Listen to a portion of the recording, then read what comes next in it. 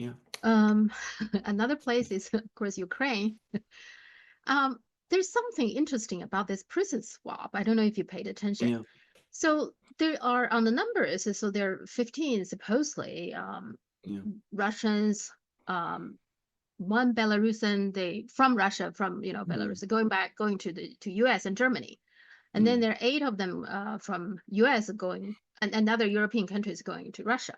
But when you look closely, the 15 people going to US and Germany, majority of them are Russians. So they are mm, Russian dissident, and some of yeah. them are quite a few of them are in the Moni group, right? Yeah. So these are Russian dissident and Russian, I guess, just the people Russian didn't like, and some of them being sentenced to Yeah. treason, etc.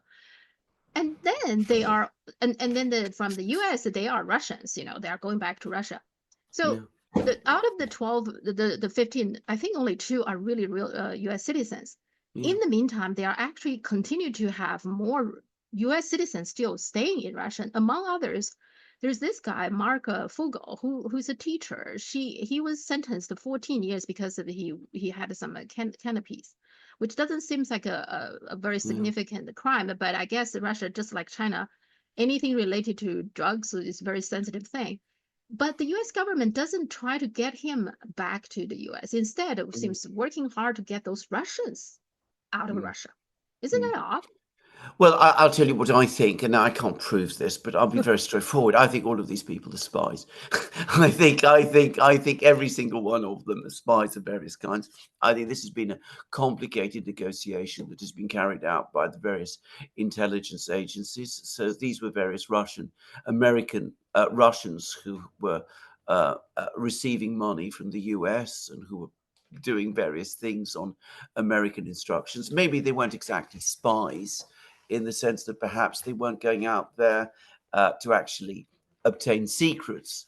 But, the United States, as we know, is very good at running cells and agitation in various countries.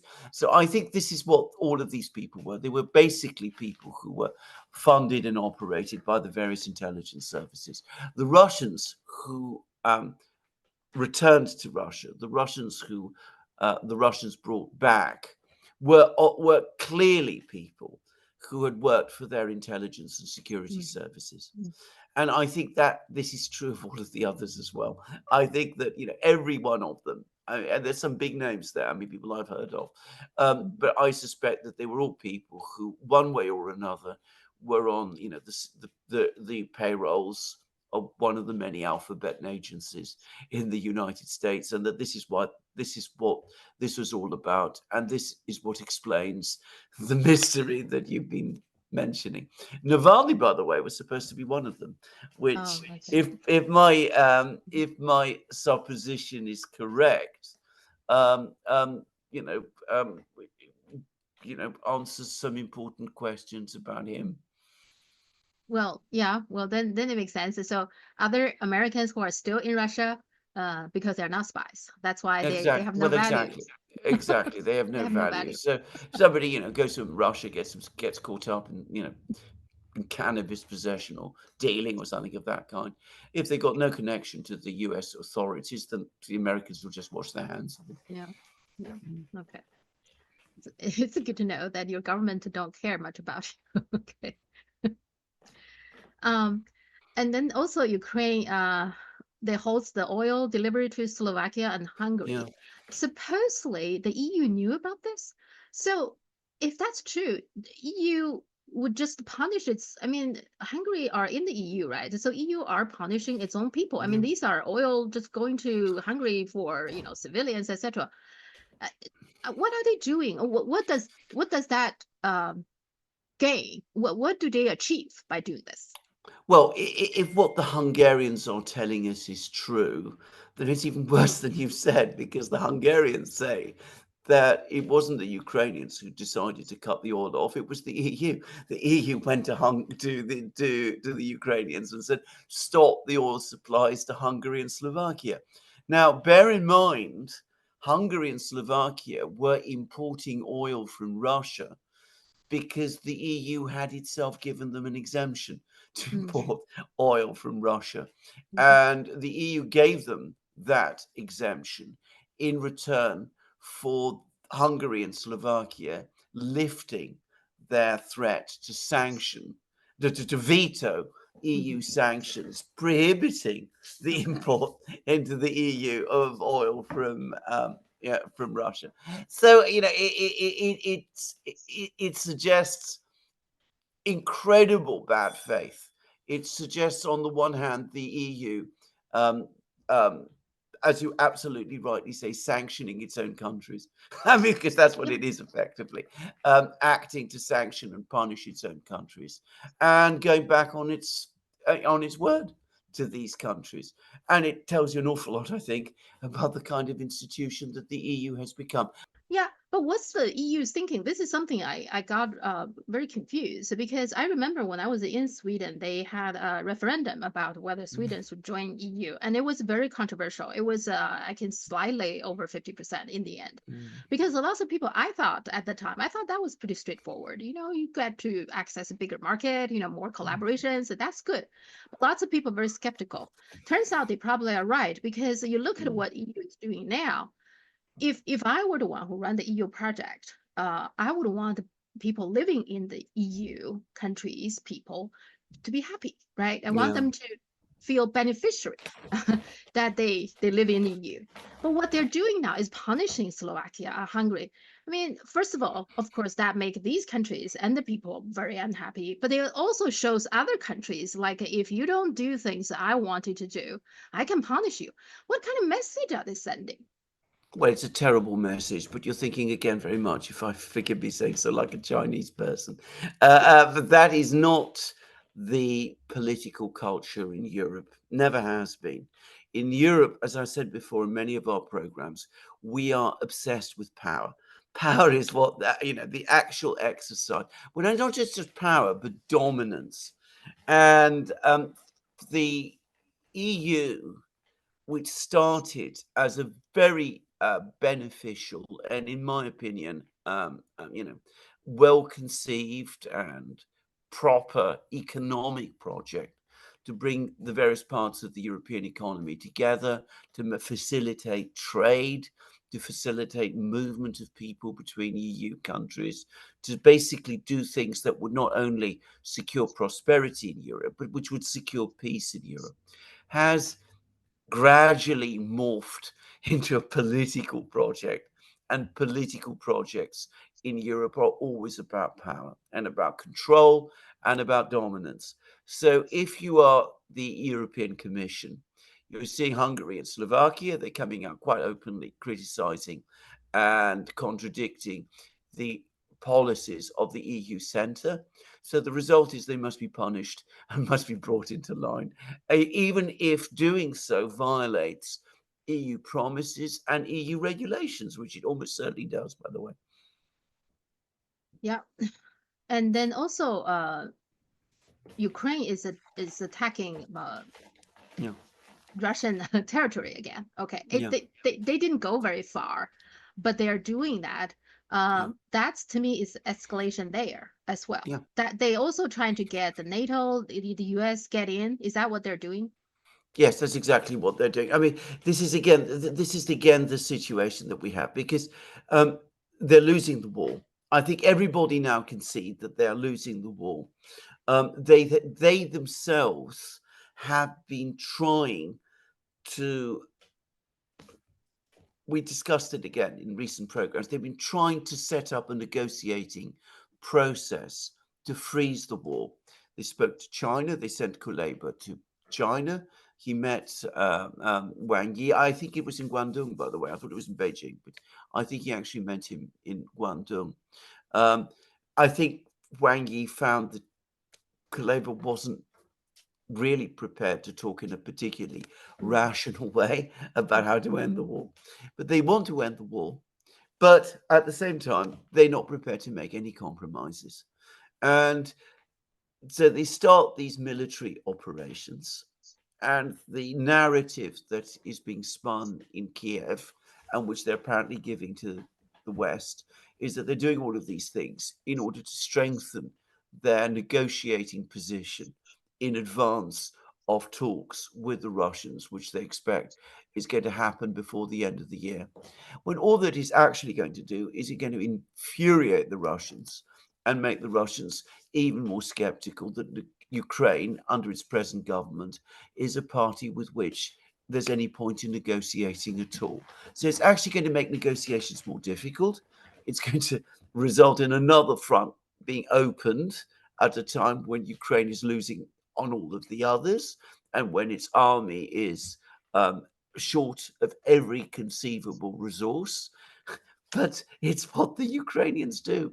They won't they won't accept reality, face reality, and sit down and talk peace. Instead, they come up with all kinds of schemes and plots and plans. They're going to attack Russia and capture a small town on the border. They're going to attack the nuclear power station in Zaporozhye. They're going to play the Chinese off against the Russians. They're going to do one thing after another, but they're not going to do the one thing that really could help them, which is pick up the phone. It can't be done to Moscow directly because the Russians might not pick up the phone in return, but they pick up the phone, call maybe Beijing, maybe someone else, and say, please pass on to the Russians that we are prepared to talk and we are serious about it, and tell us where we can meet so that we're getting a negotiating team together, and if we meet there this time, we will be negotiating seriously and in good faith. That's the one thing they're not prepared to do. Yeah, and then I think the NATO's they're not making things better. They just a few weeks ago didn't United States and Germany they announced that they are going to start deploying long-range weapons in Germany. Now it's planned in 2026, so we don't know what's going to happen. But Yeah, the fact is that the things that they said they're going to deploy, including hypersonic missiles, which I think is currently under development, but eventually can carry a 100 kiloton nuclear warhead. That's yeah. very provocative, isn't it? That Well, it's not just incredibly provocative, it is potentially extremely dangerous. Now, we did a program on the Durand with Theodore Postol, who is a professor at MIT, and he's a rocket scientist and somebody who worked in the Pentagon. In fact, he's not just a rocket scientist, he's one of the America's best rocket scientists. And he said this is unbelievably dangerous because it means that because we're talking about hypersonic weapons, if they're launched from Germany, they can reach Moscow, and the Russians would only have 2 minutes warning that they would come. So the Russians inevitably are going to take precautions. They're going to do one of two things. Firstly, they will be prepared to deal with these missiles preemptively. So if there is a period of extreme international tension, such as the Russians might think could lead to war, they would be under a lot of pressure to act preemptively to destroy these missiles before these missiles can be launched against their capital. So that is already one very dangerous thing. And the second thing that this could lead to is even more dangerous, is that it could lead to the Russians, in fact, it will lead to the Russians taking decisions to disperse their decision making because they will know that in 2 minutes' time there isn't sufficient time for the political leadership to make a decision about how to respond to an attack like this. So they will give their commanders around Russia, the missile commanders with all the nuclear weapons, they will say to them, these are the protocols. If Moscow is attacked and destroyed and the political leadership is killed, you should react in this way. You should take decisions by yourself to respond. And we could find ourselves in an all out nuclear exchange very quickly without anybody, in effect, making decisions. It is crazy to do this. The Americans, however, the Pentagon has been trying to do this for decades. They tried this for the first time in the early 1960s when they installed Jupiter missiles in Turkey and Italy, um, provoking the Cuban Missile Crisis. They did this again in the early 1980s when they tried to install Pershing II and Tomahawk missiles in Germany. And that provoked an enormous crisis at that time. And as we now know, brought us very close to nuclear war, and now they're doing it again once more because the Pentagon sees these missile deployments in Europe not as this incredibly dangerous thing that they are, but rather as a means to gain an advantage over the Russians because it means that the Americans can attack the Russians, giving the Russians less notice than the Americans would get if the Russians attacked them.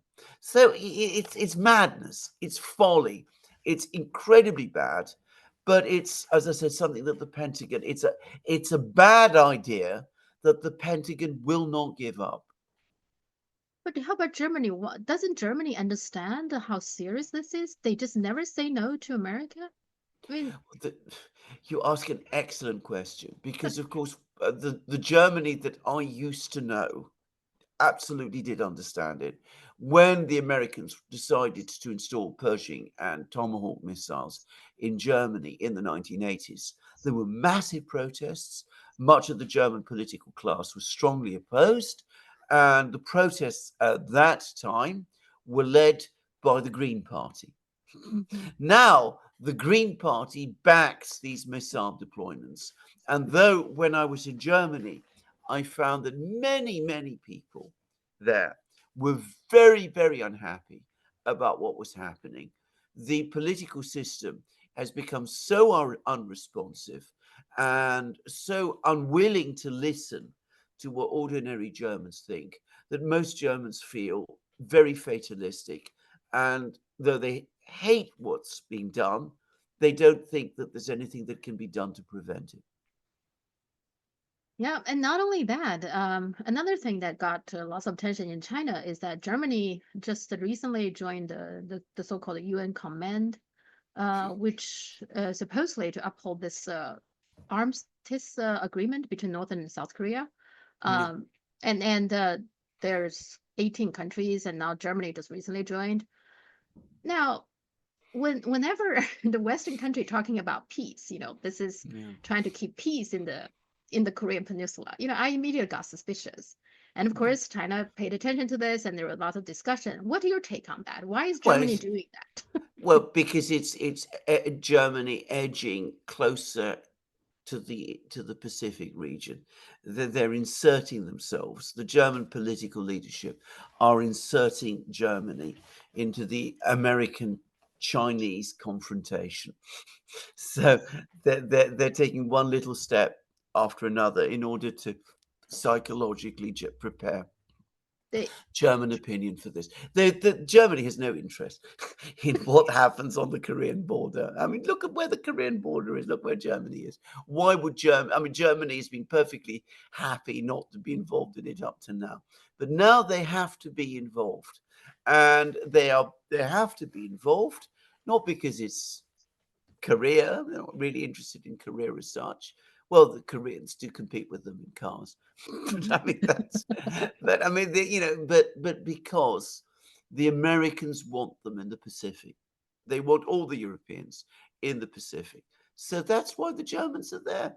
It's as simple as this now. I mean, it's block politics coming back with a vengeance. and as if Germany doesn't have enough problem, right, to deal with, they're agitating Russia and now talking about something really dangerous going on. And the Ukraine war hasn't ended, etc. It's not enough. They have to No, start another place. Yeah. no, and of course they are now apparently entering another recession. I mean, this is the economic figures showed that, by the way, before the events in the markets over the last few days. So Germany's sliding into recession. So is the eurozone. But as you correctly said, we don't have enough problems. We got to have even more problems. So we're going to start getting involved in the armistice issues in Korea and no doubt find some other way of getting into a confrontation with China in the Pacific. I mean, th- there is no, there is, by the way, I ought to say there's been a brilliant speech by the Prime Minister of Hungary, Viktor Orban, about this, in which he talks about Germany. And he actually lists all the things that Olaf Scholz said he wouldn't do, Mhm. which he has ended up on American orders doing. And he said it's not because Scholz is an idiot Mhm. or anything of that kind. It's because he is not the master of his own or Germany's destinies. Mm. And we can all see that that is so. Yeah, and those Greens are very hawkish, towards Russia and China, and they are in his government, and so Yeah. they're very influential, the Greens. So Yes, despite being very unpopular now, yeah. increasingly unpopular in Germany, which is the great paradox of it. They are very unpopular, but they are in control. Hmm. Yeah. Yeah, just like everywhere else, whoever is Yeah, unpopular seems always in control. yeah, All right, about the stock market, what yeah, is your take on that? It seems like it's picking up, going back a little bit, yeah, but the underlying economic numbers are still not good. Is that yeah. your take? What is your take? I look. This is a bit outside my, particular area of knowledge. But I've lived through stock market crashes, going all the way back to '87. I regard this event that we've just had as a in I come from an earthquake zone. Greece is an earthquake zone. China is too. You get before the big earthquake, the first, you know, sign, the big, there's the tremor that comes before the big shock. I think what we've just experienced is the tremor before the Mhm. big shock. It's a sign. The markets are signaling that there are problems, that things are not well in the global economy. When I say the global economy, I mean the Western economy. And of course, the epicenter of all this particular problem has been Japan specifically. So this is what the markets are telling us. And of course, Western policymakers are not able to adjust to this because they have no real idea of what to do. So, the suggestion is cut interest rates, which might buy you a few weeks or months of time, but only at the price of making things worse. Yeah, because I mean, there are always times when you have the stock going up so much, then there will be a time people will dump some to get the cash, you cash out, Mm, right? So, mm, but in this case, I did look at some numbers, and I guess I'm not the only one. So the market must look at like a procurement manager surveys and unemployment numbers that trigger mm. the Sam's rule, etc. So the underlying number is not good, and Yeah, that's why I guess Warren Buffett dumped a lot of stocks, right? And yeah. that's a pretty good sign. It is. Yeah, but. I don't think that this was just, people profiting from Mhm. taking out money, profiting in that way. It looked to me a bigger event than that, and there was a lot more panic than what you would expect if it was that kind of correction. This looks to me like, a warning sign that things are bad Mhm. and that things are going to get worse before very long. What will happen, I think, the Biden administration will do everything they can to delay this eventual Yeah. collapse of something. I Yes. think. Let's see if they can be successful, right? I Yes. also got the feeling that the bigger event is coming, but the question is how long they can hold on to. They have some tools, to continue Oh print yeah. money, etc. Yeah, Exactly. yeah, yeah. Exactly. They'll try to keep things together until the election Yeah. in November, and they might succeed, of course. Hmm. Okay.